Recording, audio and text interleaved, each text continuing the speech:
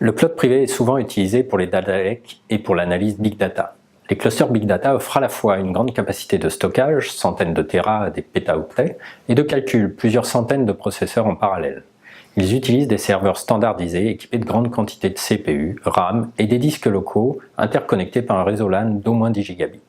La couche de virtualisation Hadoop, typiquement Cloudera ou Hortonworks, fournit la virtualisation du stockage, appelé Hadoop File System, et du calcul au travers d'algorithmes de calcul distribués, MapReduce, Spark, Hive, etc. Elle gère la résilience et un passage à l'échelle horizontale simple en ajoutant des serveurs. Le cloud privé est adapté pour les besoins des entreprises ayant des enjeux de confidentialité des données manipulées et nécessitant des clusters de production adaptés pour le long terme.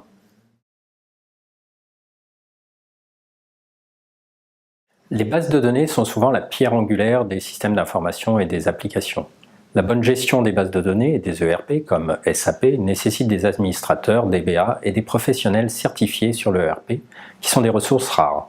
Lorsque le choix est possible, partir sur une base de données ou un ERP compatible du cloud est un gage de fiabilité, de passage à l'échelle et de performance. De nombreux détails doivent être examinés, incluant la résilience, la sauvegarde, les montées de version. Certaines bases, optimisées ou legacy, ne migrent pas facilement dans le cloud, mais s'interconnectent avec lui. L'infogérance est un moyen de fiabiliser les bases de données et les ERP, tout en réduisant le temps qu'on y consacre. Pour réussir sa migration vers un cloud privé, plusieurs étapes sont nécessaires.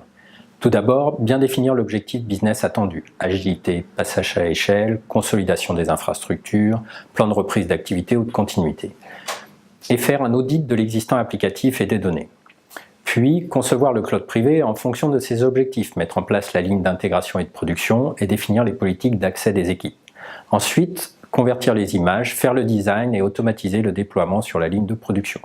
Enfin, former les équipes à l'exploitation et à l'utilisation. Être accompagné par un infogéreur expert du cloud est un gage de réussite.